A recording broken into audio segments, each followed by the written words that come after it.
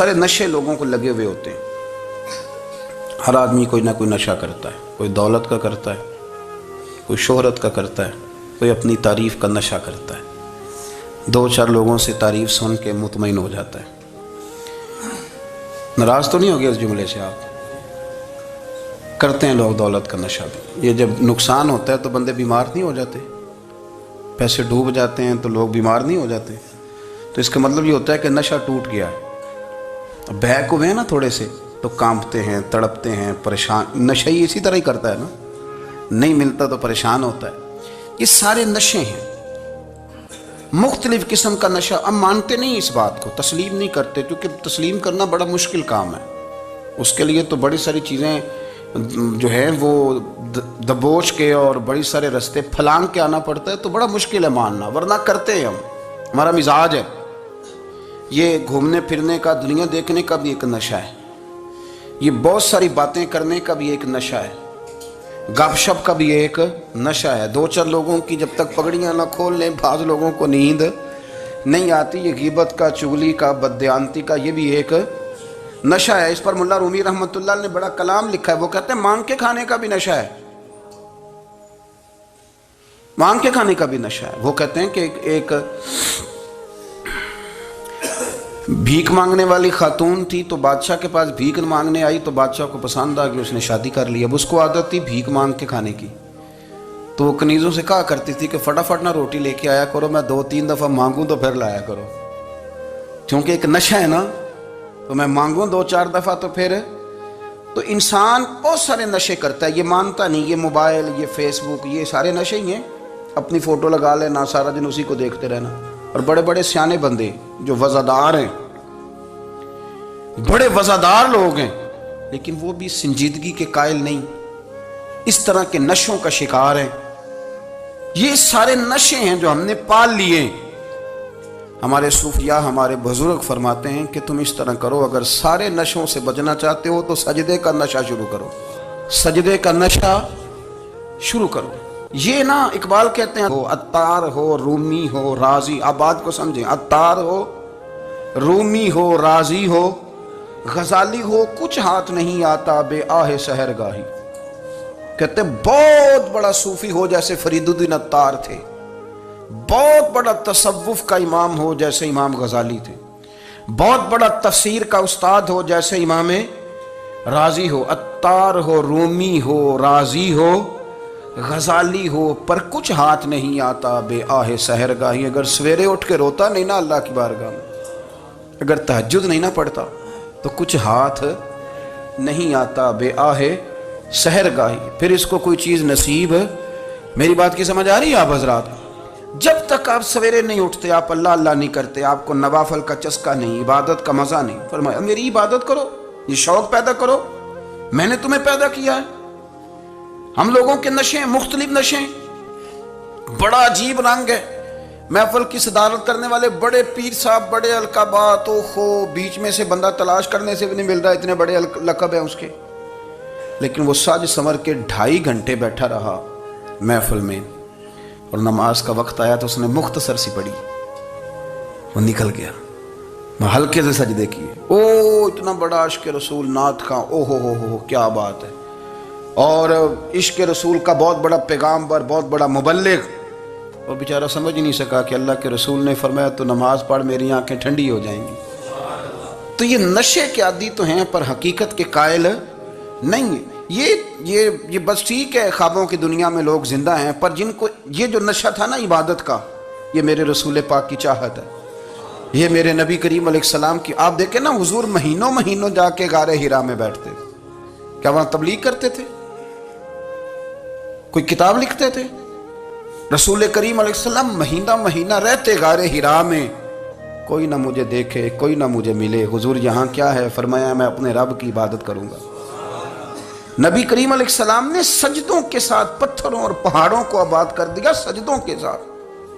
آپ کا سجدہ آپ کو بہت ساری چیزوں سے چھڑا لیتا ہے, یہ بہت ساری جگہوں سے جھکنے سے بچا لیتا ہے. صوفیاء, اولیاء یہ کیا کرتے تھے؟ یہ سجدے کا ذوق ہی تو پیدا کرتے تھے. سجدے کا ذوق. شاہ عبدالعزیز دباغ رحمۃ اللہ تعالی علیہ اپنے مریدوں سے فرمایا کرتے تھے کہ اگر تم پکے نمازی بن جاؤ نا، تہجد گزار ہو جاؤ، تو میرے پاس آنا جانا چھوڑ دینا۔ عرض کی حضور کیوں؟ فرمایا میں تمہارے اور رب رسول کے رستے میں رکاوٹ نہیں بننا چاہتا، اور میرا مقصود ہے تمہیں وہاں تک پہنچانا۔ جب پہنچ گئے تو پھر میری ضرورت ختم ہو گئی۔ ہاں کبھی وسوس آئے، شک پیدا ہو، تکلیف ہو تو آنا، ورنہ میں نہیں چاہتا کہ میں رکاوٹ بنا رہوں۔ تم اللہ اللہ کرو، اس مالک کو راضی کرو۔ میرے رسول پاک علیہ وسلم نے فرمایا بندہ اللہ کے سب سے قریب اس وقت ہوتا ہے جب وہ سجدے کی حالت میں ہوتا ہے۔ کس کے قریب ہوتا ہے؟ اللہ کے سب سے قریب ہوتا ہے۔ وہ بڑا نیڑے ہے رب کے، بڑا قریب ہے، اس لیے کہ وہ حالت سجدہ میں، وہ جب سجدے کرتا ہے نا، اس کی بارگاہ میں جب جھک جاتا ہے۔ آپ ذرا سجدے کی کیفیت دیکھیں نا، زبان بھی یہاں ہے، آنکھ بھی یہاں ہے، کان بھی، عقل بھی ساری، اس نے سارا کچھ رکھ دیا سجدے میں۔ آپ وہ کبھی پیچھے جائیں تو دیہاتوں میں کہا جاتا تھا ناک سے نکیریں نکالو، بہت بڑی سزا ہوتی تھی نا، ناک سے نکیریں نکالو، بڑی سزا ہوتی تھی۔ تو اس نے کہا مالک مجھے کسی نے کہا نہیں، پر دیکھنا میں نے رکھ دی ساری عقل سجدے میں، اور رکھ کے کہا کیا؟ سبحان ربی یا اللہ میں پست ہوں تو اعلیٰ ہے، اللہ تو میرا رب ہے اور تو سب سے اعلیٰ اتنا۔ اور فرمایا جب یہ اس کیفیت میں ہوتا ہے تو پھر یہ اپنے رب کے قریب ہوتا ہے۔ کثرت عبادت، نوافل۔ ہمارے ہاں عمرے کی قرآن اندازی محفلوں پہ ہونے لگ گئی ہے، حالانکہ حدیث سے ثابت نہیں۔ میں دوستوں سے کہتا ہوں جائز ہے، کرنی چاہیے، عمرے کی قرآن اندازی جائز ہے، پر کسی حدیث میں نہیں آئی کہ قرآن اندازی کرو عمرہ کرو۔ حدیث میں قرآن اندازی یہ آئی ہے کہ نبی پاک علیہ السلام نے فرمایا تمہیں پتہ چل جائے نا پہلی صف کا ثواب کتنا ہے، تم قرآن اندازی کرو۔ عمرے کی قرآن اندازی کا تو پوسٹر چھپتا ہے، تو یہ والی قرآن اندازی کب ہونی ہے؟ ہونی چاہیے کہ نہیں؟ حضور نے فرمایا تمہیں پتہ چلے کہ اس کا ثواب کتنا، تو تم قرآن اندازی کرو، تم قرآن ڈالو۔ جب آپ نماز پڑھ رہے ہوتے ہیں، جب آپ کا مصلی آباد ہوتا ہے، صلاح الدین ایوبی ایک بزرگ سے ملاقات ہو گئی، بیت المقدس پر قبضہ تھا عیسائیوں کا، تو صلاح الدین بڑے پریشان تھے۔ وہ بابا جی کہنے لگے پتر کیا ہوا؟ کہنے لگے حضور پتہ چلا ہے دشمن کے 2 بحری بیڑے اسلحہ لے کے آ رہے ہیں، مسلمان پہلے ہی کمزور ہیں، اور اب اگر 2 بحری بیڑے اور آ گئے تو حضور مسئلہ بن جائے گا۔ تو میں پریشان ہوں کہ کس طرح یہ کم مسئلے والی ہماری فوج ہے کیسے مقابلہ کرے گی۔ تو بابا جی کہنے لگے پتر اس طرح کرنا، آج رات تو بھی دعا کرنا اور میں بھی کروں گا، تو بھی دعا کرنا، آپ ناراض نہ ہونا، ہم تو پیروں والے ہیں، ہم تو پیروں کے نوکر غلام ہیں، ہمارا تو گزارا ہی نہیں، ہمیں تو ملتا ہے سارا کچھ وہاں سے۔ پر میرا سوال یہ ہے کہ تعویذ لینے جاتے ہو نفل کیوں نہیں پڑھتے؟ رات اللہ اللہ کیوں نہیں کرتے؟ یہ بھی تو ہمارے بزرگوں کا ہی طریقہ ہے، انہوں نے تو ہمیں سکھایا ہے۔ صلاح الدین ایوبی سے بزرگوں نے کہا کہ رات آج نا اللہ اللہ کرنا، تو میں تیرے لیے دعا کروں گا، تو بھی دعا کرنا۔ تو بندہ جب دکھی ہوتا ہے تو سجدہ کرتا ہے، تو پھر ہی تو مصلی بھیگ جاتا ہے، پھر ہی تو مزہ آتا ہے۔ سکھی بندہ تو کعبے جا کے نہیں روتا، دکھی تھے، تکلیف تھی، تو سر رکھا سجدے میں تو تڑپ گئے۔ اور وہ بابا جی کہتے ہیں میں مسجد آیا تو صلاح الدین چیخے مار کے رو رہا تھا اور کہہ رہا تھا مالک میں کوئی اپنی شان کے لیے تو نہیں نہ لڑ رہا، اللہ کو میں کوئی قبضوں کے لیے تو نہیں لڑ رہا، مالک تیرے لیے لڑ رہا ہوں، مجھے بے آبرو نہ کرنا، میری مدد فرمانا۔ کہتے ہیں میں آیا تھا کہ مسجد میں دعا کروں گا، پر صلاح الدین ایوبی کو روتے دیکھا تو میں لوٹ گیا۔ تو سویرے صلاح الدین ملے تو بڑے خوش تھے۔ میں نے کہا پتر کیا ہوا؟ کہنے لگے حضور وہ بحری بیڑے 2 آ رہے تھے نا اسلحہ لے کے، دونوں ڈوب گئے پانی میں ڈوب گئے۔ تو بابا جی کہنے لگے صلاح الدین وہ پانی میں نہیں ڈوبے، وہ تیرے آنسوؤں میں ڈوب گئے، وہ غرق ہو گئے، وہ جو تو نے مصلی بات کیا تو وہ تیرے آنسوؤں میں ڈوب گئے، وہ غرق ہو گئے، وہ تباہ، اتنے قیمتی تھے تیرے آنسو کے بہا لے گئے دشمن کے بحری بیڑوں کو۔ میرے بھائی ٹھیک ہو گیا جی، میرے عزیز سمجھ لیں اس بات کو ہمیشہ کے لیے، اور اس پر غور کر لیں اچھے طریقے سے کہ میرے رسول کریم سید عالم صلی اللہ علیہ وسلم نے نا ہماری توجہ دلائی، حضور نے ہمیں بتلایا، ہمارا ذوق بڑھایا عبادت کی طرف۔ ایک صحابی تھے حضرت ابو فاطمہ رضی اللہ تعالیٰ عنہ، یہ ترمذی شریف کی حدیث ہے۔